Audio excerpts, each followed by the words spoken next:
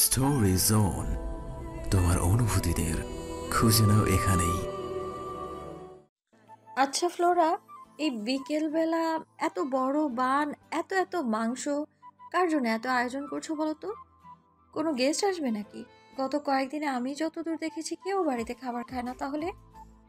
Flora সসপ্যানের ঢাকনা তুলে খানিকটা লবণ চেখে দেখতে দেখতে ঠোঁট উল্টে বলল, কার জন্য আবার? বোঝোর জন্য। অ্যাঁ, এত কষ্ট করে রান্না করে তুমি ওই ভয়ঙ্কর জন্তুটাকে খাওয়াবে? তুমি জানো সেদিন রাতেও আমাকে কত জোরেই না ধাওয়া করেছিল।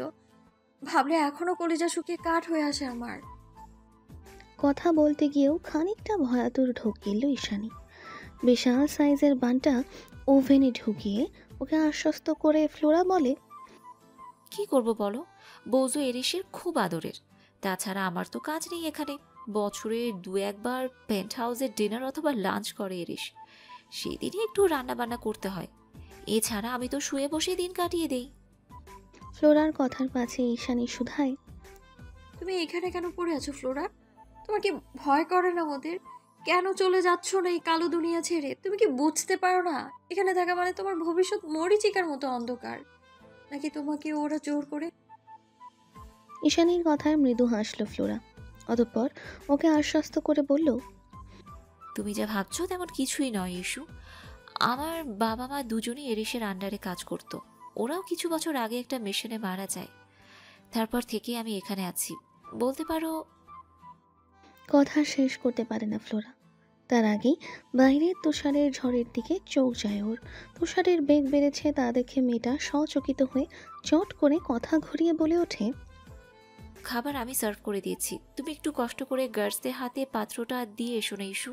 দুপুরের দিকে সামান্য রোদ দেখতে পেয়ে ছাদ বারান্দায় অনেকগুলো জামা কাপড় দিয়ে এসেছিলাম।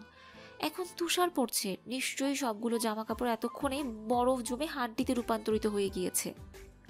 কথা শেষ করে ছাদ বারান্দার দিকে দ্রুত ছুট লাগায় ফ্লোরা। ওদিকে খাবারের পাত্র হাতে নিয়ে বোকা বনে যায় ঈশানী। ও তো জানেই না এই বুজো ফোজোর ঘর কোন দিকে, গার্ডসরাই বা কোথায় আছে। অগত্যা কোন দিকে যাবে বুঝতে না পেরে চেঁচিয়ে ফ্লোরাকে ডাকে ঈশানী। আরে যাবোটা কোন দিকে সেটা তো বলে দিয়ে যাও।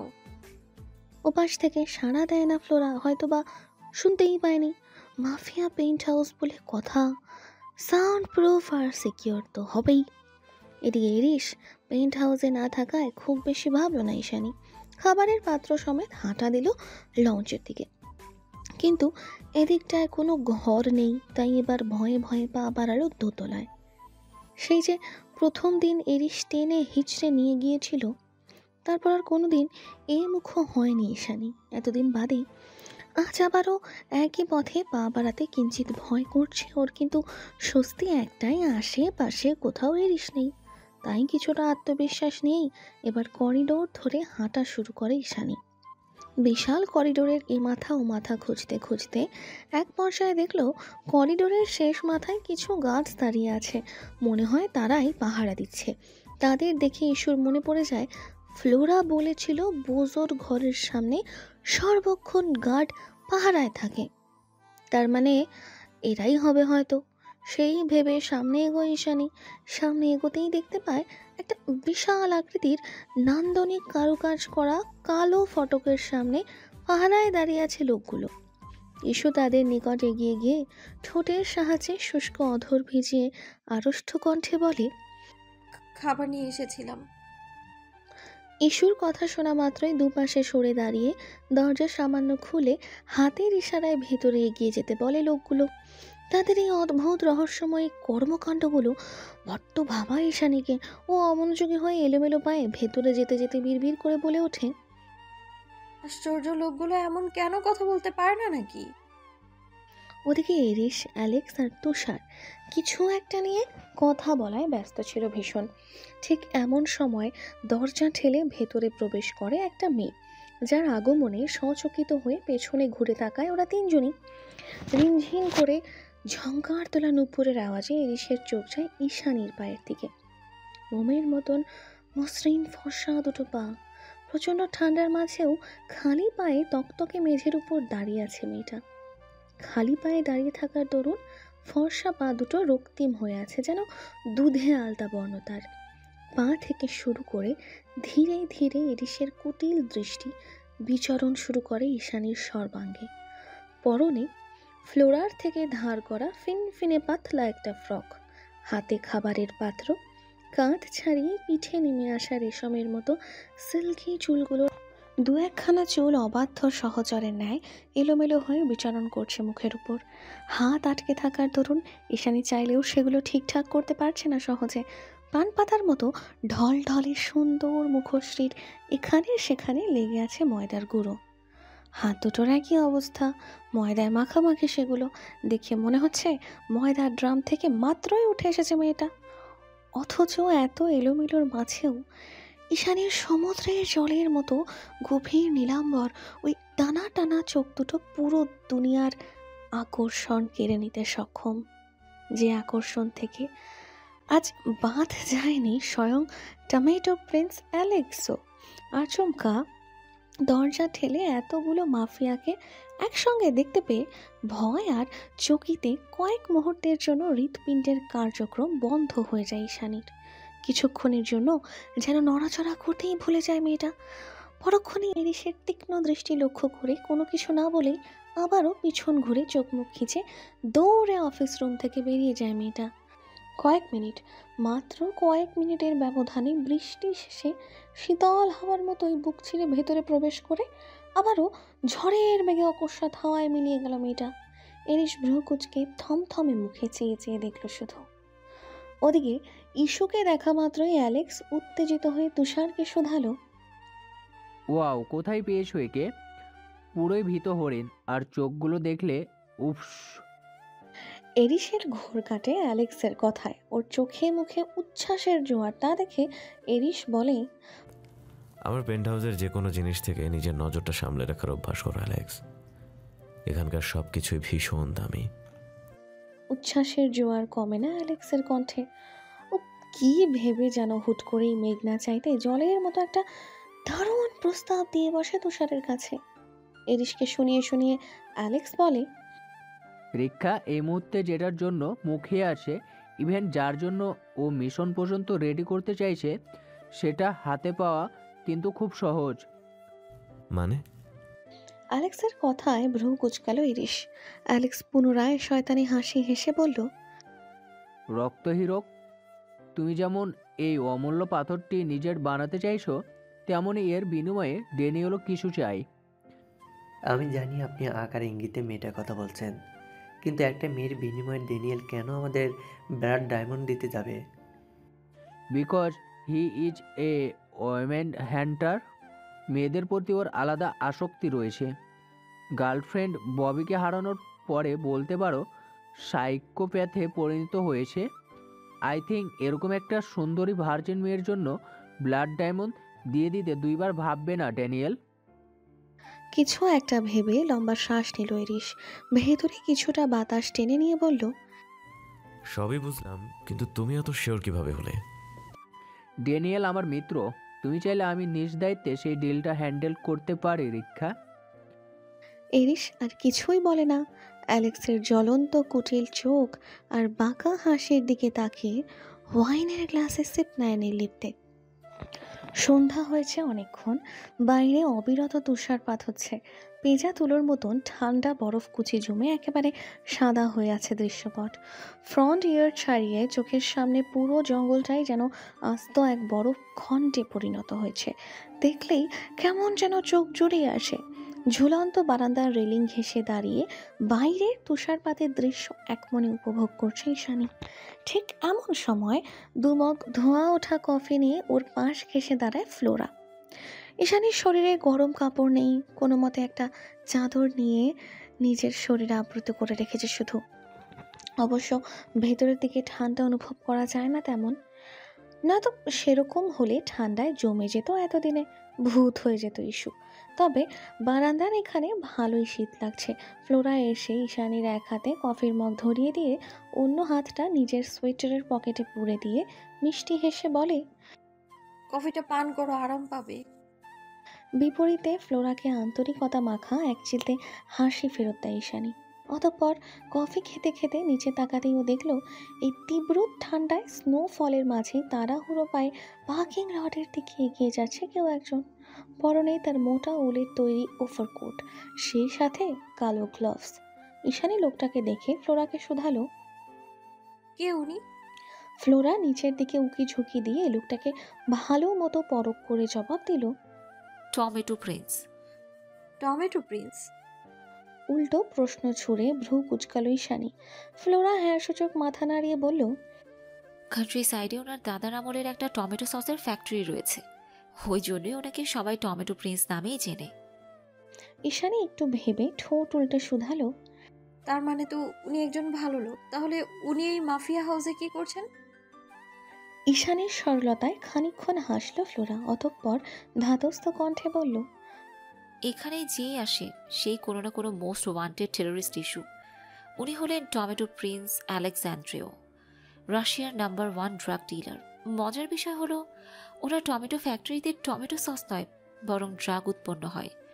ড্রাগ পাচারের সূত্র ধরেই মূলত এরিসের মতো বাঘা বাঘা মাফিয়া বসের সাথে ওঠা বসা রয়েছে ওনার। উনি দেখতে বেশ হাসি খুশি চঞ্চল হলেও ভেতরে ভেতরে ওনার মধ্যে হায়নার বসবাস। ফ্লোরার কথাগুলো শুনে বিস্ময়ে হতবিহ্বল ঈশানী। কত সহজেই না এদের মতো জানোয়ারদের বর্ণনা দিয়ে দেয় ফ্লোরা। শুনে মনে হয় এগুলো যেন কোনো বৈধ পেশা। অবশ্য ফ্লোরাকে দোষ দিয়ে লাভ নেই, রাশিয়া দেশটাই এমন। পৃথিবীর অধিকাংশ মাফিয়া গ্যাং এরই মূল ঘাঁটি এই দেশে অবস্থিত। পেরিয়ে গিয়েছে আরও 3 দিন। আজ আর সকাল সকাল তুষার পড়ছে না, বরং ঘন কুয়াশার আড়াল থেকে উকি দিয়েছে এক ফালি সোনালি সূর্যকিরণ। মৃদু আজের ঝুরঝুরে রোদে বেশ চনমনে লাগছে চারিদিক। পেন্ট হাউসের চারিদিকে জমে থাকা বরফের আস্তর গলতে শুরু করেছে ধীরে ধীরে। ফ্রন্টিয়ার্ডে কৃত্রিম উপায়ে বড় করা সৌন্দর্যবর্ধক ঘাসগুলোতে শিশিরের ছড়াছড়ি, সব মিলিয়ে সুন্দর এক প্রাণোচ্ছল সকাল। তবে ঈশানীর জন্য আজ সকালটা হতে চলেছে সবচেয়ে অভিশপ্ত আর বিষাদময়, কারণ এরই সিদ্ধান্ত নিয়েছে ব্লাড ডায়মন্ডের বিনিময়ে ঈশানীকে ড্যানিয়েলের ক্লাবে পাঠিয়ে দেবে। ব্লাড ডায়মন্ড এরিসের বহু বছরের স্বপ্ন, অবসেশন বলা চলে। ওই পাথরের বিশেষত্ব আর মূল্য দুটোই আকাশচুম্বী। তার চেয়েও বড় কথা, মাফিয়া জগতে রাজ করতে হলে পৃথিবী বিখ্যাত এই ব্লাড ডায়মন্ড তো এরিসের কুক্ষিগত করতেই হবে। তাছাড়া ড্যানিয়েল হ্যারিসন আপোষে রাজি হয়েছে। এই রকম শান্তি চুক্তি কেই বা হাতছাড়া করে? তার জের ধরেই ইতিমধ্যে অ্যালেক্সের তত্ত্বাবধানে ড্যানিয়েলের কিছু বিশ্বস্ত গার্ডসরা এসেছে ঈশানীকে তুলে নিয়ে যেতে। ঈশানী তখন সবে সবে পাউরুটিতে একটা কামড় বসিয়েছে মাত্র। ঠিক তখনই গার্ডসরা হন হনিয়ে ভেতরে প্রবেশ করে ঈশানীকে জোর জবরদস্তি করতে শুরু করে। প্রথমে বুঝতে না পারলেও পরক্ষণে ঈশু ঠিকই বুঝতে পারে যে এরিস ঈশানীকে কোথাও পাঠিয়ে দিচ্ছে। যখনই ব্যাপারটা ঈশানীর বোধগম্য হলো, সঙ্গে সঙ্গে যেন পুরো আকাশ ভেঙে পড়লো ঈশানীর মাথার উপর। ঈশানী তৎক্ষণাৎ বাইরে না যাওয়ার জন্য কাঁদতে কাঁদতে দৌড়ে গিয়ে লুকিয়ে পড়লো কিচেন কাউন্টারের পেছনে। গার্ডসরা সেখানে থেকে দুবাহু শক্ত করে চেপে ধরে টেনে হিঁচড়ে বের করে আনে ঈশানীকে। অতিরিক্ত টানা হেঁচড়ার ফলস্বরূপ ওর পরনের ফিনফিনে সফেদ গাউনটা ছিঁড়ে যায় পায়ের কাছ থেকে। শরীরটা ব্যথা দিয়ে ভরে গিয়েছে, অথচ ঈশানীর তাতে বিন্দু মাত্র নজর নেই। ও বারবার নিজেকে ছাড়ানোর বৃথা চেষ্টা করে যাচ্ছে। এক পর্যায়ে যখন জোর জবরদস্তির আর কোনো শক্তি অবশিষ্ট থাকে না ওর মাঝে, তখনই চিৎকার করে কেঁদে ওঠে ঈশানী। বারবার মিনতি করতে থাকে ওই নিষ্ঠুর গার্লসগুলোর কাছে, আমায় ছেড়ে দাও, আমি কোথাও যেতে চাই না। মরে গেলেও আমি ওই জায়গাতে যাব না, কিছুতেই না। এতক্ষণ যাবৎ ফ্রন্টিয়ারতে দাঁড়িয়ে তুষারের সঙ্গে কিছু একটা নিয়ে আলাপ করছিল এরিস। হুট করেই পেন্ট হাউসের ভেতর থেকে আসা ঈশানীর আকস্মিক চিৎকারে মস্তিষ্ক সজাগ হয়ে উঠল ওর। বারবার একই গলার চিৎকার, কান্না, মিনতি ভেসে আসছে ভেতর থেকে। এরিস নিজের বাজ পাখির মতন তীক্ষ্ণ দৃষ্টি ভেতরে নিক্ষিপ্ত করে তুষারকে জিজ্ঞেস করলো, কি হয়েছে? ড্যানিয়েলের লোকেরা ওকে নিয়ে আসতে ভেতরে গিয়েছে। হ্যালো ডিয়ার লিসেনার্স, আপনারা শুনছেন স্টোরিজ অন প্রেজেন্টস ধারাবাহিক পর্ব গল্প। আমাদের সামগ্রিক প্রচেষ্টাকে উৎসাহিত করতে লাইক অ্যান্ড কমেন্ট করতে ভুলবেন না। Thank you. জবাব দেয় তুষার। এরিসার বিপরীতে কিছু বলে না। তুষার শুধু লক্ষ্য করে মুহূর্তেই এরিসের স্বাভাবিক মুখভঙ্গিমা কঠিন রূপ ধারণ করেছে। ও হাত দুটো মুঠিবদ্ধ করে ঈশানীর চিৎকার না শোনার চেষ্টা করছে। একটু পরেই গার্ডসরা টেনে হিচড়ে পেইন্ট হাউস থেকে বের করে নিয়ে এলো ঈশানীকে। প্রচণ্ড ধস্তাধস্তির ফলে ওর সফেদ গাউনটা ময়লায় ভরে গিয়েছে। জায়গায় জায়গায় ছিঁড়ে পায়ের কোমল অংশ বেরিয়ে এসেছে চোখের সামনে। তবুও নিজেকে ছাড়াতে মরিয়া ঈশানী। ওকে যখন লন থেকে টেনে হিচড়ে ফ্রন্ট ইয়ার্ডে নিয়ে আসা হলো, তখনই এরিসকে দেখতে পায় ঈশানী। ওকে দেখা মাত্রই চিৎকার করে কেঁদে ওঠে মেয়েটা। সেদিনের মতোই কাঁদতে কাঁদতে কাকুতি মিনতি করে বলে, আমি যেতে চাই না অরণ্য, আমি ওখানে কিছুতেই যাব না। ওই জায়গাটা অপবিত্র। আপনি আমাকে ওখানে পাঠাতে পারেন না? ভীষণ পাপ হবে, অন্যায় হবে। দয়া করে ওদের আটকান। আপনি তো সব পারেন, তাহলে বাঁচাচ্ছেন না কেন আমায়? কেন যেতে দিচ্ছেন না আমাকে? আপনি ভালো করে জানেন ওখানে গেলে মরে যাব, আমি সত্যি মরে যাব। কথা বলতে বলতে এক পর্যায়ে ভেজা ঘাসের আস্তর আর ছেঁড়া গাউনে পা বেঁধে এরিসের পায়ের সামনে হুমড়ি খেয়ে পড়ে ঈশানী। যখন মাথা তুলে দেখতে পায় এটা এরিস, সঙ্গে সঙ্গে ওর পা দুটো আঁকড়ে ধরে ইস্যু। ভীষণ অসহায় কণ্ঠে অনুনয় করে বলে, দয়া করুন, এটা হতে দেবেন না। আমি সারা জীবন আপনার এই কালো দুনিয়ায় আটকে থাকতে রাজি আছি, তবুও বাঁচান আমায়। আপনি যা বলবেন তাই শুনবো, কখনো কোনো কৈফিয়ত চাইবো না। তবুও ওদের আটকান, একবার বাধা দিন। আমি যেতে চাই না ওখানে যেতে চাই না। ওই নোংরা মানুষদের একজন হতে চাই না আমি। ঈশানী বলেই যাচ্ছিল যতক্ষণ না গার্ডরা পুনরায় ওকে টেনে হিঁচড়ে গাড়ির কাছে নিয়ে যেতে শুরু করে। এরিস এখনও নিষ্প্রভ চোখে কান্নারত ঈশানীর মুখের দিকে চেয়ে আছে, যে পেছনে ঘুরে ওর দিকে নিজের হাতটা বাড়িয়ে রেখেছে। এরিস জানে না এই মেয়েটা কেন সবসময় বিপদের মুখে ওর দিকেই হাত বাড়িয়ে দেয়। মেয়েটা কি বোঝে না এরিস যে একটা হার্টলেস? কিন্তু এই মুহূর্তে যে ওই অশ্রু ভেজা নীল চোখগুলো আরও একবার আগুন ধরিয়ে দিয়েছে এরিসের বুকের পেশিতে। হুট করেই ওর পাপি মনটা পাপের ভয়ে ততস্থ হয়ে উঠেছে। কেন যেন ভেতর থেকে উগরে বেরিয়ে আসতে চাইছে নিজের রাগী সত্তাটা। বারবার ভেতর থেকে ধাক্কা অনুভব করছে। ভেতরের সত্তাটা মানতে চাইছে না বাস্তবতা।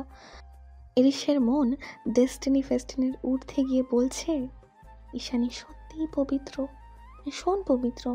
বসন্তের সদ্য ফোটা চেরি ব্লসমসের মতোই শুভ্রতা তার সর্বাঙ্গে।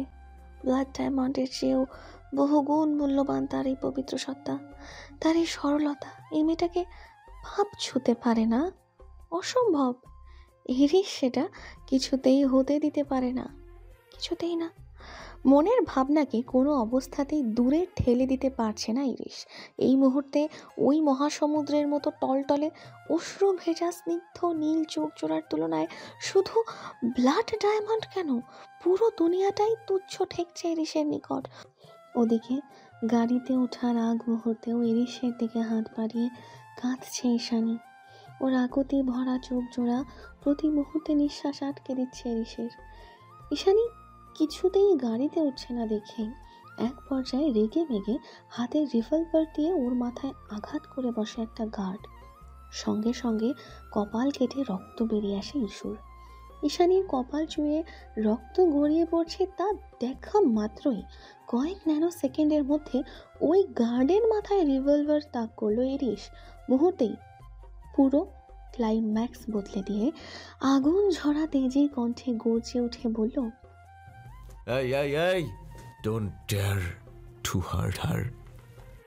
এরিসের কর্মকাণ্ডে মুহূর্তেই অবাকের শব্দ আসমানে পৌঁছে গেল আশেপাশে থাকা প্রত্যেকে। পেছন থেকে তুষার ডেকে উঠল ওর নাম ধরে। অ্যারিস কি করছেন? এই মুহূর্তে কারো কথায় ভ্রুক্ষেপ নেই এরিসের। ও ফ্লোরাকে ডেকে পাঠিয়ে আদেশ করে বলল, ওকে ভিতরে নিয়ে যাও ফ্লোরা। এতক্ষণ যাবৎ এক কোণে দাঁড়িয়ে কান্নাকাটি করা ফ্লোরাও এবার স্বস্তির নিঃশ্বাস ছেড়ে ছুটে এসে একটা চাদরে মুড়িয়ে দ্রুত ভেতরে নিয়ে যায় ইস্যুকে। এর কিছুক্ষণ বাদে বড় বড় পা ফেলে ইরিশও পা বাড়ায় ভেতরের দিকে। পেছন থেকে উদ্বিগ্ন কণ্ঠে তুষার ডেকে শুধায়, এটা কি করলেন আরিশ? এর ফল কি হবে ভেবেছেন একবারও? ইরিশ থামল না। তুষারের কোনো কথার জবাব দেওয়ার প্রয়োজন বোধ না করেই হন হনিয়ে চলে গেল পেন্ট হাউসের ভেতরে। ঘড়ির কাঁটায় দুবার ঢং করে ঘন্টা বাজিয়ে মাত্রই জানান দিল রাতের প্রহর গিয়ে দুটোতে ঠেকেছে। সন্ধ্যা হতে না হতেই প্রকৃতি তার চিরাচরিত রূপে ফিরে এসেছে। খোলা আকাশ থেকে ধূত্র ফুলের ন্যায় অবিরত ঝরে পড়ছে শুভ্র তুষারের কুচি। মধ্যরাতের হিমেল হাওয়ায় সেই পেঁজা তুলোর মতন কোমল তুষারের বহর উড়ে এসে ঠাঁই জমিয়েছে ছাদ বারান্দার কাঁচের দেওয়ালে। জঙ্গলের মাঝে অবস্থিত 10 তলা ভবনের উপর ইরিশের সেই বিশাল বহুল ডুপ্লেক্স পেন্ট হাউসটি বছরের বেশিরভাগ সময়ই তুষারে ঢাকা পড়ে থাকে। স্টাফরা যদিও পরিষ্কার পরিচ্ছন্নতায় সর্বক্ষণ তৎপর, তবে বহমান প্রকৃতি কি আর এত কিছু মেনে চলে? সে তো বয়ে চলে তার আপন নিয়মে। অথচ এত তুষারপাতের মাঝেও ছাদ বারান্দার কাউচে গা এলিয়ে দিয়ে বসে সেই সন্ধ্যা থেকে এক নাগারে ড্রিঙ্ক করছে ইরিশ। ওর পাশে অবস্থিত তাপমাত্রা নিয়ন্ত্রক ফায়ার প্লেসের আগুন নিভে কখন যে কাঠ কয়লাগুলো তুষার জমে বরফ খণ্ডে পরিণত হয়েছে সেসব নজর নেই ইরিশের। ওর এখন নিজের উপর চিন্তা, নিজের নিয়ন্ত্রণহীন কর্মকাণ্ড নিয়ে। এই প্রথম নিজের কঠোর সিদ্ধান্ত, নিজের এক কথা থেকে সরে এসে কোনো কাজ করলো ইরিশ ইউভান, তাও কিনা একটা মেয়েকে বাঁচানোর জন্য। ব্যাপারটাতে ভীষণ বিব্রত ইরিশ। ওর বরফ খণ্ডের ন্যায় কঠিন হৃদয়টা কিছুই অনুভব করে না ঈশানী নামক মেয়েটার জন্য। তবুও মেয়েটাকে বাঁচাতে এভাবে কন্ট্রোললেস হয়ে পড়ল ইরিশ। সকালের সেই মুহূর্তটার কথা ভাবতে গেলে এখনও তার নিজেকে বিশ্বাস করে উঠতে পারে না ও। এই মুহূর্তে ব্লাড ডায়মন্ড তো দূরে থাক, ইস্যুর কান্নার কাছে পুরো দুনিয়াটাই তুচ্ছ মনে হচ্ছিল ইরিশের। ঈশানী অসহায় অপারক কান্না দেখে অযাচিত মন আগ্নেয়গিরির অগ্নুৎপাতের মতোই চড়াত ফুঁসে উঠল যেন। আর ইরিশের ইচ্ছে করলো ওকে কাঁদানোর বিনিময়ে পুরো দুনিয়া ধ্বংস করে দিতে। এবং ও করলেও সেটাই। যে গার্ডটা ইস্যুকে আঘাত করেছে তাকে মেরে ডেড বডি সমেত পাঠিয়ে দিয়েছে ড্যানিয়েলের নিকট। কিন্তু কেন? এমনটা তো হওয়ার কথা ছিল না কোনো কালই। আর ঈশানী সেই বা কেন বারবার চরম বিপদের মুখে ইরিশের দিকেই হাত বাড়িয়ে দেয়? কেন চায় ইরিশ তাকে বাঁচাক? ইরিশ তো কারো রক্ষা কবচ নয়। ইরিশের সঙ্গে তো কেবল কঠোর শব্দগুলোই যায়, আর তা হলো ভক্ষক, হিংস্র, হার্টলেস, ব্লাডি বিস্ট। তাহলে কি চাই মেয়েটা? ইরিশকে কন্ট্রোল করতে? ইরিশ ইউভানকে? অসম্ভব। কথাটা উচ্চারণ করে হকচকিয়ে উঠল ইরিশ। মনে মনে ভাবল, একটা মেয়ের জন্য আমার সিদ্ধান্ত বদলাতে পারে না, কিছুতেই না। তৎক্ষণাৎ বক্ষ গহ্বরের এক কোণে গেড়ে বসে থাকা অতি সাধারণ মনটা বলল, কেবল ওর পবিত্র সত্তাটাকে রক্ষা করার জন্যই তো আজ সকালে নিজের এত বড় সিদ্ধান্তটা মুহূর্তে বদলে ফেললি। ভুলে গেলি মহামূল্যবান ব্লাড ডায়মন্ডের কথা। এর পরিণতি কী হবে সেটা একবারও ভাবার প্রয়োজন বোধ করলি না। ড্যানিয়েলের মতো ওয়েমেন হান্টার সব কিছু এত সহজে ছেড়ে দিবে ভেবেছিস? এবার নিশ্চয়ই দ্বিগুণ প্রতিশোধ পরায়ণ হয়ে ফিরে আসবে সে। ওদিকে হৃদয়ের সর্বস্ব জুড়ে বিচরণ করতে থাকা হিংস্র পৈশাচিক মনটা সে কথা সঙ্গে সঙ্গে অগ্রাহ্য করে বলল, দিস ইজ এরিশ ইউভান। এরিশ কাউকে ভয় পায় না, আর ওর মতো তুচ্ছ একটা মেয়ে আমাকে কন্ট্রোল করতে এলে ওর জীবন এখানে নরক বানায় ছেড়ে দিব আমি। ভেঙে ফেলবো ওর এই ফাকিং সরলতার সত্তা। অন্য মনটা তির্যক হেসে বলল, মেয়েটা সরল বলেই তুই সেটা করতে পারবি না, যেমনটা আজও করতে পারিসনি। ওর ওই অসহায় সরলতায় ঘেরা ঠান্ডা সমুদ্র জলের ন্যায় নীল চোখ। এখানে কিছু তো একটা আছে যেটা তোর মতো হৃদয়হীন ব্লাডি বেস্টকেও এক নিমিষে বশ করে ফেলতে সক্ষম। মনের কথায় বিরক্ত হয় ইরিশ। মুহূর্তেই মুখের আদল বদলে গিয়ে চোয়াল শক্ত হয়ে ওঠে ওর। নিজের অজান্তেই হাত মুঠিবদ্ধ করে কাউচের হাতায় সজোরে ঘুষি মেরে বিড়বিড় করে বজ্র কণ্ঠে বলে ওঠে, আমার মন মস্তিষ্কের নিয়ন্ত্রক শুধুমাত্র আমি, এই এরিশ ইউভান, লিডার অফ পাইথন প্যারাডাইজ। এখানে সরলতার কোনো স্থান নেই, কোনো স্থান নাই। কণ্ঠে আরও খানিকটা দৃঢ়তা টানে ইরিশ। যে করি হোক মেয়েটাকে মস্তিষ্ক থেকে তাড়াতে হবে। কাকে তাড়াতে হবে?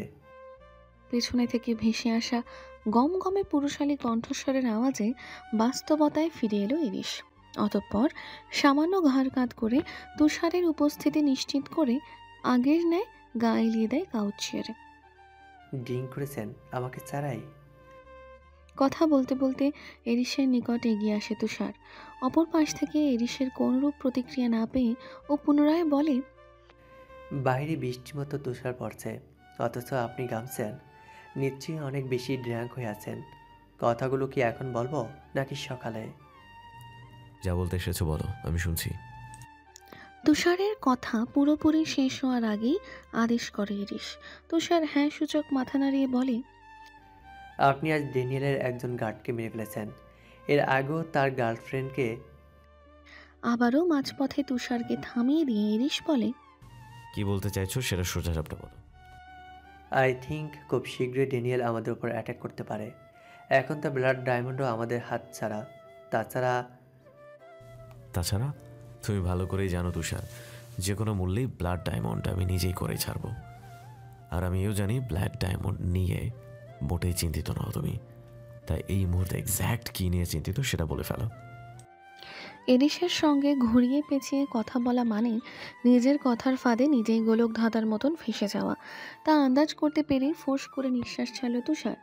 অতঃপর ধাতস্থ কণ্ঠে বলল, আমার মনে হচ্ছে এবার আর ড্যানিয়েল আপনাকে টার্গেট করবে না, আর না তো পাইথন প্যারাডাইসে কোনো স্পাই ঢোকাবে। এবার ড্যানিয়েলের টার্গেট হবে অন্য কেউ। কার কথা বলছো?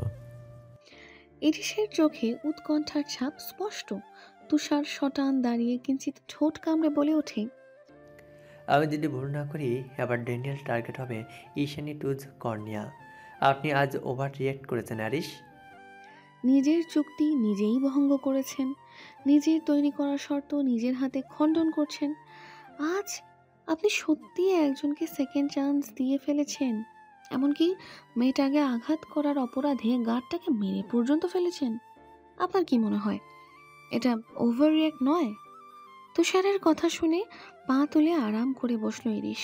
অতঃপর তুষারকে সূক্ষ্ম দৃষ্টিতে পরখ করে ধারালো কণ্ঠে শুধালো, তুমি আমার দিকে আঙুল তুলছো তুষার? তৎক্ষণাৎ মাথা নিচু করে ফেলল তুষার। এরিশকে কুর্নিশ করে সম্মান জানিয়ে বলল, মাফ করবেন, সেই সাহস কিংবা শক্তি কোনোটাই নেই আমার হ্যারিস। কিন্তু আমি ধারণা করছি ব্লাড ডায়মন্ডকে পায়ে ঠেলে দিয়ে যে মেয়েকে আপনি বাঁচিয়েছেন, ড্যানিয়েল এত সহজে তার উপর থেকে কিছুতেই গিভ আপ করবে না। তুষারের কথা শুনে এদিক ওদিক ঘাড় ঘোরালো এরিশ। অতঃপর জিভ দিয়ে গাল ঠেলে নির্বিকার গলায় বলল, আমি এতটাও কাঁচা খেলারই নই তুষার। আমার দু চোখের সামনে দিয়ে আমার কোনো জিনিসকে ছিনিয়ে নিয়ে যাওয়া এগুলো মুখের কোনো কথা নয়। মনে মনে বলল, আমার জিনিসের দিকে হাত বাড়ানোর স্পর্ধা দেখলে ড্যানিয়েলের মাফিয়া সাম্রাজ্য এক থাবায় ধুলোয় মিশিয়ে দেব আমি। ব্র্যাফটার স্মরণে রাশিয়ার বাইরে গুরুত্বপূর্ণ কাজে গিয়েছে এরিশ। গত 15 দিন ধরেই পেইন্ট হাউসে নেই সে। এরিশ না থাকার দরুন পুরো পেইন্ট হাউসে সর্বক্ষণ শান্তি বিরাজমান, অন্তত ঈশানীর তো সেটাই মনে হয়। যেই আকাশচুম্বী পেইন্ট হাউসের বন্দি জীবনটা খুব শান্তিতে উপভোগ করছে তেমন কিছুই নয়, কিন্তু ওর কাছে এরিশ মানেই অত্যাচারী হৃদয়হীন এক জানোয়ার, যে আশেপাশে থাকলেও ঘৃণায় রি রি করে ওঠে ওর শরীর মন সব কিছু। এরিশ যতক্ষণ পেইন্ট হাউসে অবস্থান করে সেই সময়টুকু পর্যন্ত ভয়ে কুঁকড়ে থাকে মেয়েটা। ওর ভয় হয় কখন আবার এরিশ রেগে গিয়ে শাস্তিস্বরূপ ওকে জোর জবরদস্তি করে কোনো মাফিয়া ক্লাবে পাঠিয়ে দেয়। ঈশানী সারা জীবন বন্দী হয়ে থাকতে রাজি, তবে কখনোই ওই নোংরা ক্লাবের পণ্য হতে রাজি নয়। যার ফলস্বরূপ ঈশানী আজকাল এরিশকে যতটা না ঘৃণা করে তার চাইতেও বেশি ভয় পায়। যদিও বা এই ভয়টুকু ততক্ষণই স্থায়ী হয় যতক্ষণ এরই সেই পেন্ট হাউসে থাকে। যেহেতু সে বেশিরভাগ সময় রাশিয়ার বাইরে অবস্থান করে, তাই ফ্লোরার সঙ্গে মিশতে মিশতে এখন আগের চাইতে বেশ অনেকটা স্বাভাবিক ঈশানী। ও আজকাল খিলখিলিয়ে হাসে, ফ্লোরার কথার জোয়ারে গা ভাসিয়ে দেয় অনায়াসে, মেয়েটার সঙ্গে খুনসুটিতে মেতে ওঠে ঠিক বাচ্চাদের মতোই। হ্যালো ডিয়ার লিসেনার্স, আপনারা শুনছেন স্টোরিজ অন প্রেজেন্টস ধারাবাহিক পর্ব গল্প। আমাদের সামগ্রিক প্রচেষ্টাকে উৎসাহিত করতে লাইক এন্ড কমেন্ট করতে ভুলবেন না। Thank you.